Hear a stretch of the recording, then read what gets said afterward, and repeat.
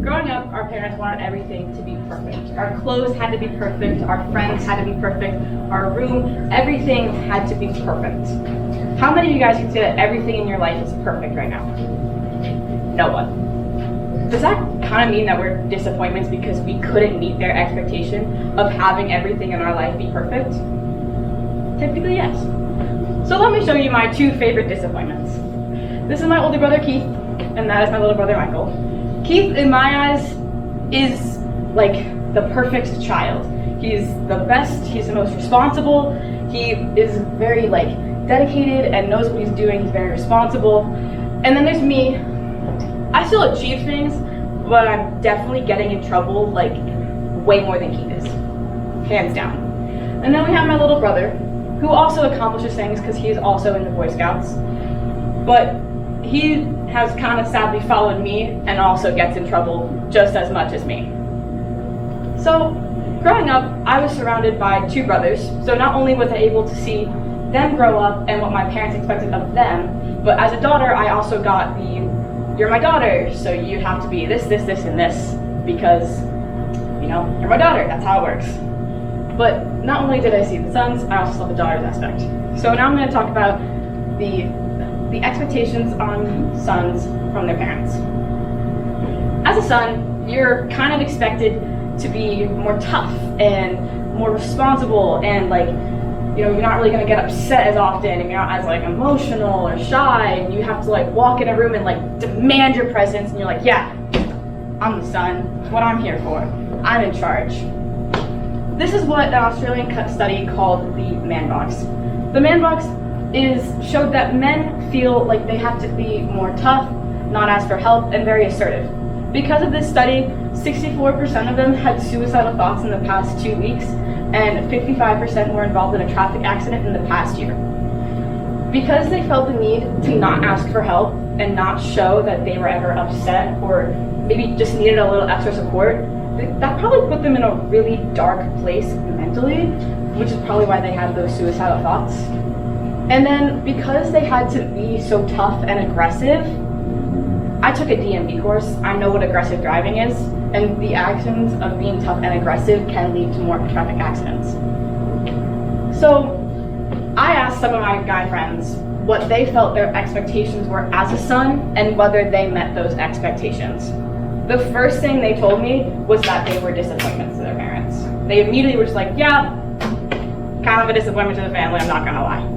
That's really upsetting to hear because I relate to that, where I don't feel like I'll ever be enough for my parents, and the fact that other people feel this way is also very upsetting because in my eyes they are doing so much, but they are never going to be able to be enough for their parents.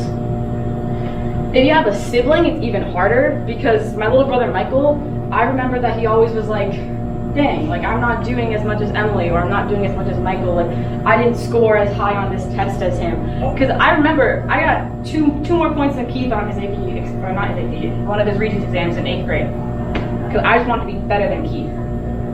Now you have Michael, who wants to be better than Michael, than Keith, and better than me, because he just wants to keep living up to these expectations of what our parents put on us and try to accomplish the same things that we did. Then they also felt that they had to be more responsible and able to fix things that females can't. That's exactly what they said. They said they had to fix things that females can't, and they had to lift heavy things. That was their expectations as a son. There's nothing in here about being happy or being smart. It's mainly about fixing things, accomplishing things, and then lifting heavy things. Kind of a strange expectation from parents. So now we'll move on to daughters, and I definitely know what it's like to not meet the expectations of parents, because growing up, my parents always told me that I had to change things and do different things, and I always felt like I had to be good enough for them, because as the only daughter, I had to fit the role of being the perfect daughter, because there was only one of me. and I just had to keep filling that, like, oh my God, you have to be perfect role. So daughters are felt that they're, like, according to a study by Dr. Durand R., they said that we praise our girls for being pretty and sweet and our boys for being brave and strong. And these praises can lead to lower self-worth because they're only being praised for being pretty and sweet. They're not being praised for being tough and assertive like the sons in the family, which I think it's also important for women to be tough and assertive as well. And they're only being praised for being pretty and smart. Kind of a strange thing for my parents. So I also asked my female friends what their expectations were as a daughter. And again, the first thing they said was that they were a disappointment to their parents because they couldn't live up to their sisters' or their parents' expectations. They have to represent their family at family events and they have to be perfect. That is so, like, I relate to that so much, and I didn't even think of it until someone else said it, and I was like, wow, I didn't realize that when I go to Easter, I have to be on my best behavior, because if I'm not, Keith and Michael surely aren't, because they're hiding in the room and I have to play with the little cousins, because that's just my role that I have to fill. They also told me that men are not the example. They told me that whatever the son does isn't necessarily what you are supposed to do in the family. They told me that they always had to be successful and smart, but in reality, they were, like, really struggling, but it's almost like they couldn't express that they were struggling as well, like the sons could, because they had to be perfect as well. So even though they were struggling, they couldn't really say anything. They were also expected to act prim and proper, no elbows on the table, no burping, no slouching. They had to, like, act like a pretty princess constantly, just because that's what their parents expected them to act like, which is, I think, manners all across the table should just be expected on both sons and daughters, but the sons didn't feel like they had to have proper manners, but only the daughters did. Honestly, a lot of this is our parents' fault, because society has taught girls, like, oh, you guys can be tough and assertive too. Guys, you can also show emotion. That's great. We want you to, because if not, that's weird. So I think it's parents are ones that are keeping this weird expectation around, because society is trying to change things to make things better, but it's parents' expectations that we can't meet that are affecting us. I'm sure you noticed that the one thing that these two definitely had in common was that they were disappointments. Let's dig in. We feel like we're disappointments to our parents because we can't meet their completely unrealistic expectations of us. Rather than letting us act how we want to act and do what we want to do, they want us to just be however society has told them a daughter or a son should act, rather than letting us truly act like ourselves and do the things that we want to do.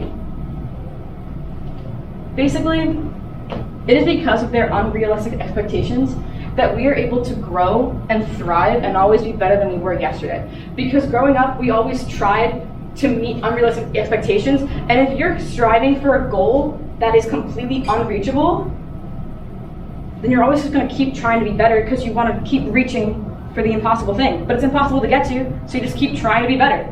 It's a really strange cycle, but I'm sure we all relate to it. Because we tried to be better, we're now more driven, and we keep striving to be the best that we can, even though we were never good enough for our parents. But they're still proud of us, and they still love us, and that's the important thing to keep in mind.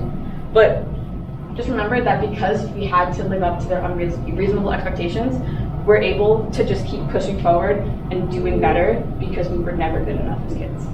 Thank you.